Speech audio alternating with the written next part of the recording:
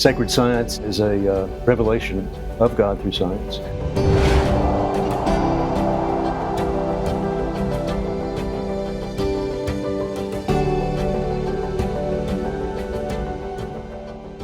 What I find interesting in your book is you talk about many animals that look the same. Sometimes they're errantly named the same. So much of their DNA is the same, but yet they're different. In whether it's the quote-unquote two pandas, you want to talk about that, or the wolves? What's happening that they're different, but yet we're getting close now to the theory of evolution by Darwin. And he had four fundamental theses that were wonderful observations about what, and I don't like this term, but I'd call it microevolution. Yeah. The breeding of plants, animals making a better wool, a fatter pig. But in terms of the deep fundamentals, he had no idea, of course, of a gene. And to do something significant in creating a new life form takes genes. It takes a theory of the generative, of the new genes that let's take echolocation. You have to create 100 new genes to be able to echolocate. And the beautiful and wonderful thing is these things just appear abruptly. They don't stutter step. And that was Darwin, in my opinion's major mistake, was to consider that all animals are related and all evolution, quote unquote, is just one tiny change at a time. In reality, things happen abruptly. We can talk now about the Cambrian Ocean. This was the deep, ancient ocean. And there were wonderful creatures living in that ocean. One was a trilobite, which today is like a roly-poly, except trilobites weighed 10 pounds. There was a lobster. And scientists have spent lifetimes and billions of dollars looking for precursors to those creatures in the Cambrian seas. Darwin worried about it in his Origin of the Species. Where did these creatures come from? And today, I think we have a meaningful new theory. Their DNA pre-assembled, gathered. Think about this. Deep in the oceans, these genes come together, and the entire gene repertoire is finally ready for a trilobite, and suddenly they appear. And we have trilobites with no precursor warning, no idea, hey, this is coming. And so this is very helpful, and it's fascinating, especially with the trilobite, when you think of how big it was. You also have in these studies, as they then start looking at how similar or dissimilar they are to humans. Yes. And is there part of our DNA in them? And, are there parts of us in them? Scientists in teaching over the last 20 years have always made the point that our DNA is 98.2% similar to the DNA of the chimpanzee. And of course, we have so many genes that we share in common that build tissues, hair and bones and so forth. The fundamental difference between the chimpanzee and the human is the number of genes devoted to the brain, devoted to the production of neurons. And we have hundreds of fold more genes that make our brain. And that happened, again, in an explosive way, and it didn't happen stutter step. And it didn't happen a little bit there and a little bit there, and on this island, an almost human, and in that continent, an almost human.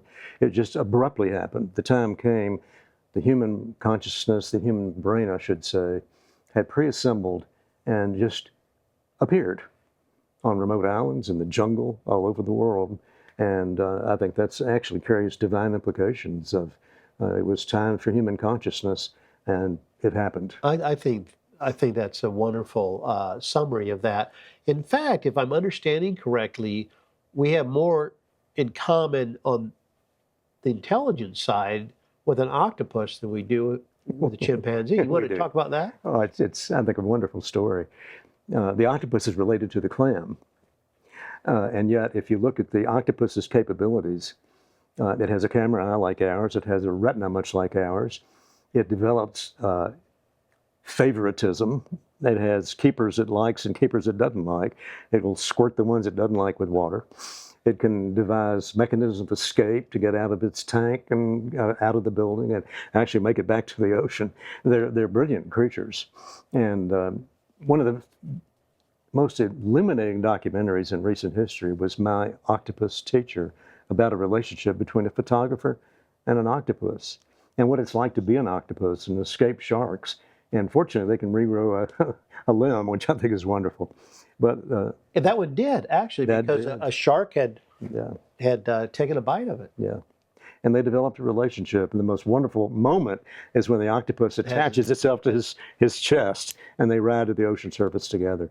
And that I thought was just thrilling. And I hope every student in the world gets to see My Octopus Teacher.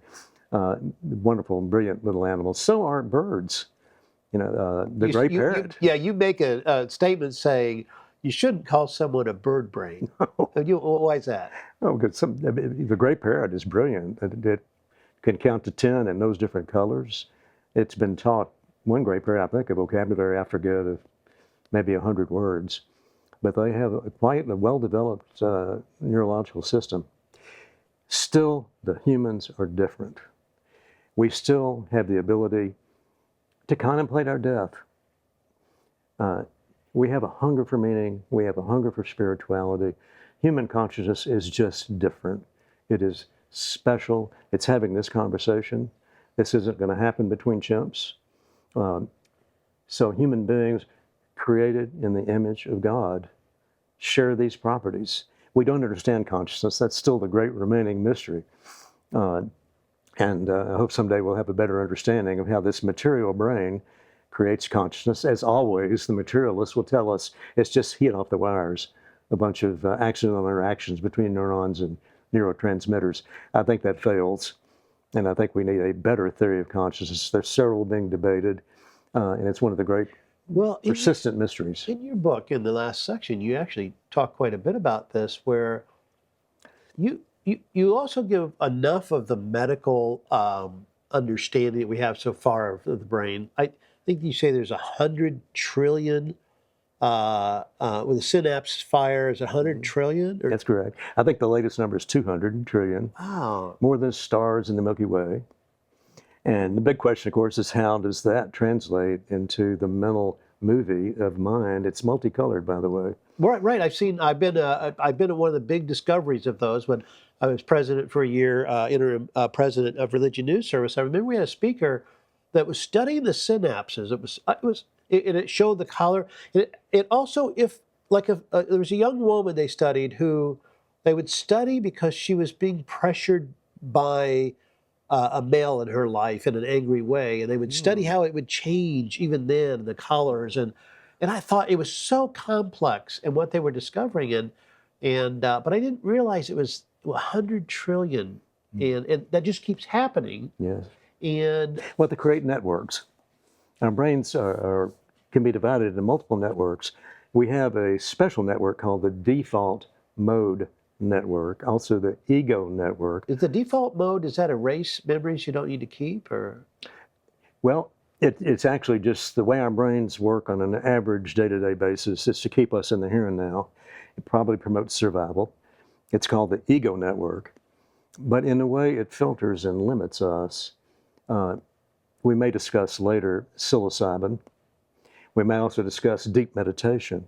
And what both of those things do is turn off the blood supply of the default mode network, which seems to open the brain up.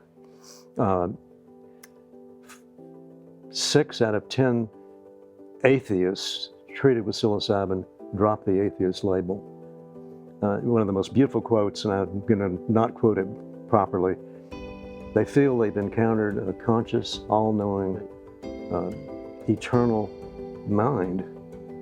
With this default network shut down, they can extend beyond their mind. It reminds me of C.S. Lewis's that we are born with a sense of oughtness.